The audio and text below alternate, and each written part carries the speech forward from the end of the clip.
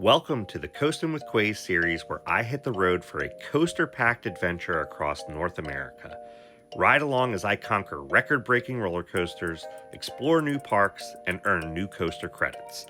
9 parks, 12 days, thousands of miles of thrills. This is an ultimate amusement park road trip. This is Coaster Tour North America. Coming up on this episode, I head to my favorite park in New England, Six Flags New England. While there, I take a look at Quantum Accelerator's track, and I get a couple of rides on some great coasters at the park. All of this and more. Well, hello everybody. This is Quayz here. Welcome to the first episode of Coaster Tour North America. Today I'm here at Six Flags New England for episode 1. Before I get into the main vlog though, if you could do me a favor and hit the subscribe button, that would be a huge help. I'm trying to get to 1,000, and also you'll be able to stay up to date on every episode of Coaster Tour North America. So first things first, we got to go through security, get through the main gate, and get into the park. So let's go. Alright, if you've never been to Six Flags New England, when you go through the main gate, you are greeted by the Main Street Midway and the carousel. So I'm going to make my way down to the T, and then I will decide what I'm going to do first. But I have a couple of ideas.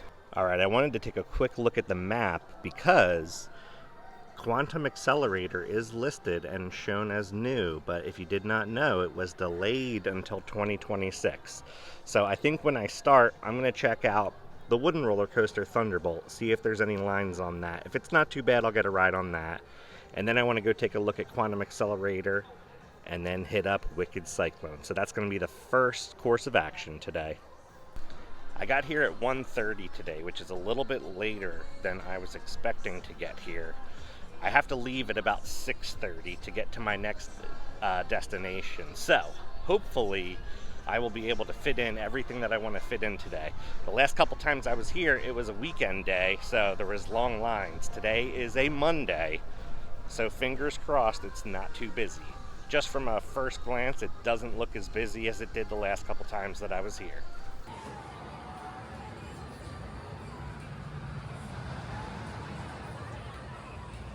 Alright, believe it or not, the line for Thunderbolt actually doesn't look that bad. Normally, on a busy day, it wraps through the queue here.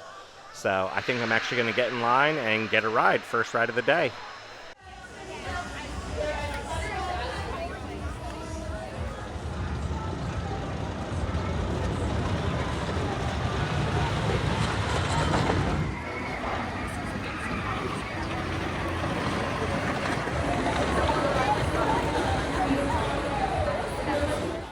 Alright, that was a row 6 ride on Thunderbolt, and it's running really smooth, so that was a lot of fun. They're only running one train, so about a half-hour wait. I would like to ride it again, but maybe later on today. I've made my way over to Quantum Accelerator, and here's the big sign. Due to continuing testing, it's been delayed. That's a shame.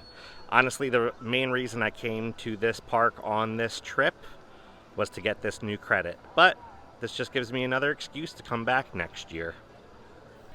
Walking through what used to be called the Crack Axle Canyon part of the park, and honestly this is like the nicest part of the park. There's like nothing back here really.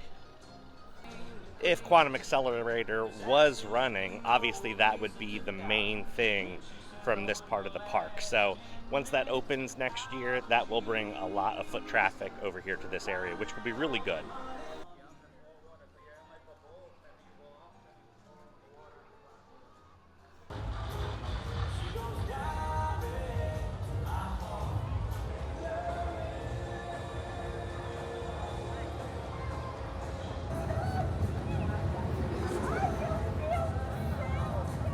It is a shame that this ride is not running because it looks great. This is the station area.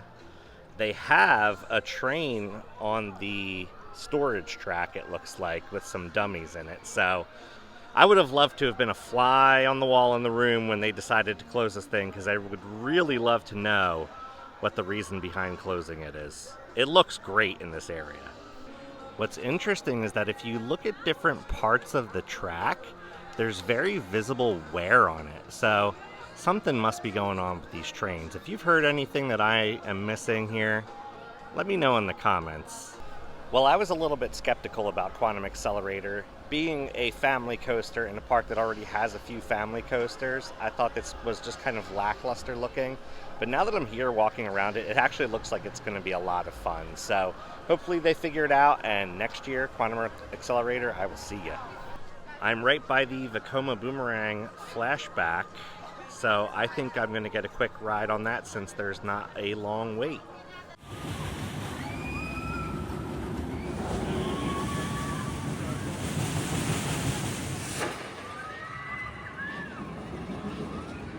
So there's a ride on Flashback, the old school Vekoma Boomerang. These rides make me so dizzy. Normally I wouldn't ride this, but it was only a 5-minute wait. I already have the credit, so I got on it since there wasn't a line. Like I said, they make me dizzy. Not the roughest ride in the world. Some of these Vekoma Boomerangs can be really rough. There was a little bit of headbanging in the Cobra Roll, but other than that, this ride's actually pretty smooth. This is actually not the only Vekoma Boomerang that I will be on in Coastin Tour North America. So stay tuned for some of the other videos to see which other ones I get on. All right, time to move on. I think next I'm gonna head over to Wicked Cyclone.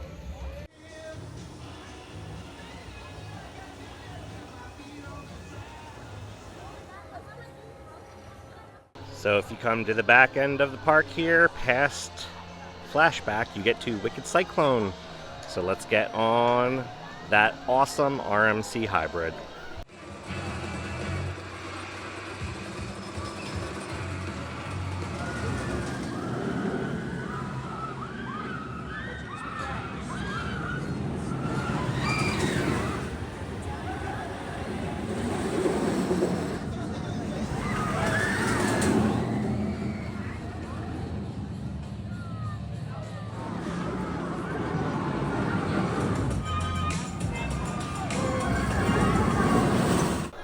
So that was one ride on Wicked Cyclone. The app said it was about a 20-minute wait. In reality, it was about a 45 or 50-minute wait. But that ride is worth it. Easily the best ride in the park.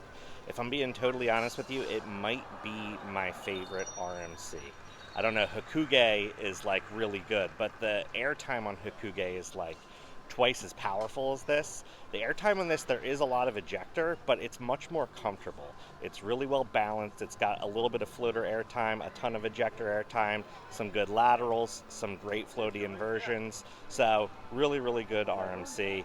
Only going to be one ride for now because I only have a few more hours here at the park. Definitely want to hit Superman. Definitely want to hit the Dark Knight coaster. So I think that's where I'm going to move to next. One thing I do have to point out, although Six Flags New England does have the signature Legacy Six Flags black top, it's actually in good shape, and all the buildings are really well maintained here on this Main Street area. So this is one of the more well-kept Six Flags parks as far as the Legacy Six Flags parks go. About to head into the DC universe to ride Superman the Ride, which is, in my opinion, the second best ride in the park. So let's make our way through the little valley to the ride.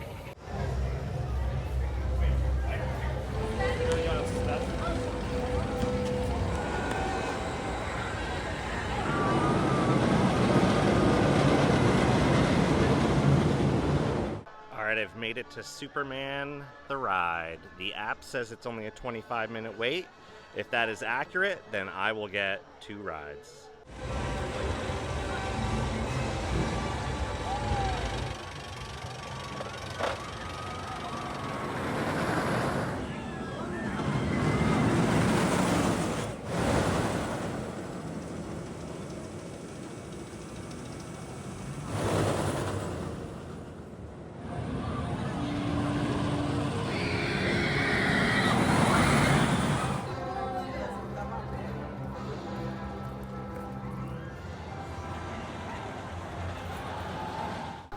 So the app was pretty accurate. I got 2 rides on Superman the Ride, once in the 3rd row from the back and once in the 6th row. And I did not remember the airtime being as crazy it is on this ride. Maybe it's just running really hot today, or maybe that's how it always is and I'm just not remembering it correctly. But the airtime on the last airtime hill right before you get into the whole twister section was just insane ejector. So totally awesome. I did gray out a bunch on the ride, so I don't know if I'm just dehydrated because I haven't been drinking a lot of water today, but a lot of those turns were super intense.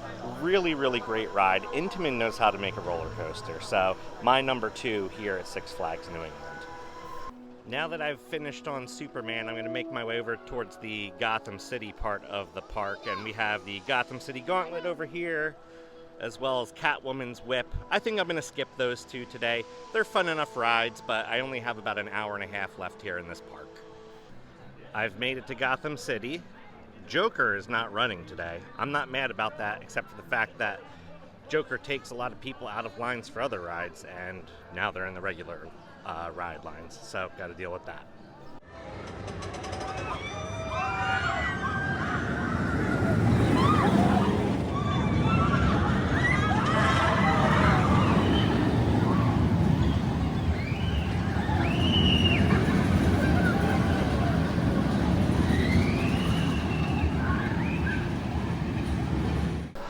Made it to the furthest reaches of the dry park for Batman, the Dark Knight, the B&M Floorless Coaster. Let's see how many rides we can get on this. Hopefully a couple.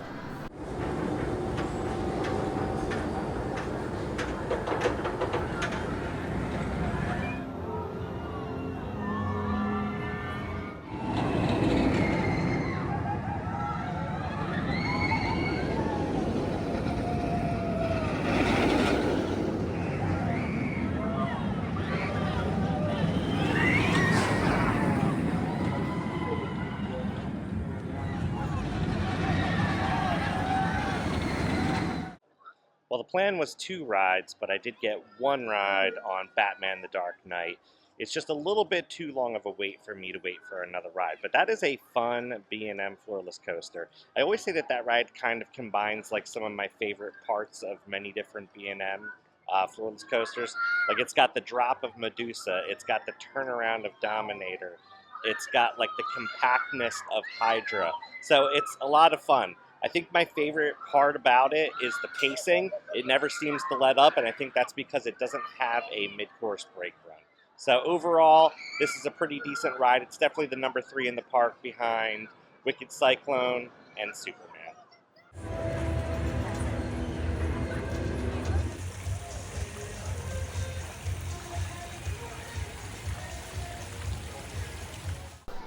Alright, I've made it back to the entrance of the park here by the carousel, and I think I'm going to call it a day. I have about a 2.5 hour drive to my stay, which is actually going to be right near Six Flags Great Escape. So if you stay tuned for episode 2, that's where the next episode will be.